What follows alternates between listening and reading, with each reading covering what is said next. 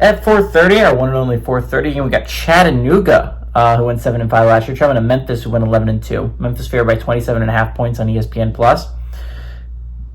Seth Hennigan went 309 of 477 last year, threw for 3,502 yards, 25 touchdowns, 6 interceptions. Mario Anderson Jr. had 236 carries for 1,362 yards and 18 touchdowns. And Rock Taylor had 66 catches for 950 yards and 2 touchdowns. Big question with Memphis, right, is how are they going to deal with the post-Seth Hennigan era? Because Seth Hennigan was such a massive piece of them winning for so long, right? Now, Seth Hennigan has been kind of the quarterback for Memphis since Mike Norvell left. And so this is going to be the first year where the new guy has to actually have a quarterback that he recruited, that is his quarterback to have. And Memphis expectations are high, right?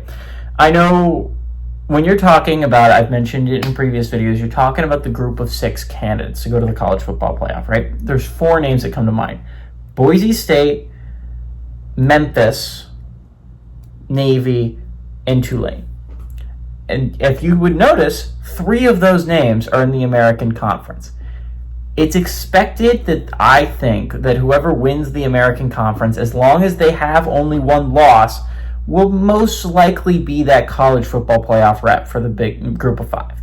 I've heard some people say Boise State. I'm still not on the biggest Boise State hype train. I think it's whoever wins the American, as long as they only have 1 loss, will be that group of 6 representative, because all the 3 teams I've mentioned are playing there. And I think the best chance of a team to have a really good season is in the American. Memphis has some questions to answer early. As I mentioned, the first season without Seth Hennigan in a long time, they got to answer the quarterback question. They got to answer it quickly, right? Memphis is going to have some tough games coming up, most likely.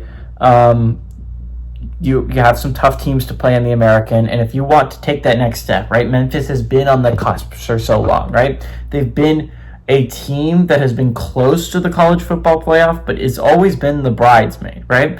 They've had seasons where they've ended up playing in a group. They ended up playing in a New Year's Six Bowl when they played Penn State, right? And they were the best. They were the best group of 5 team that year. They've been so close, but they've never quite been able to crack it, right? Now, to be fair, only 2 group of 5 teams have ever made the college football playoffs before. Boise State last year and Cincinnati a couple years ago, right?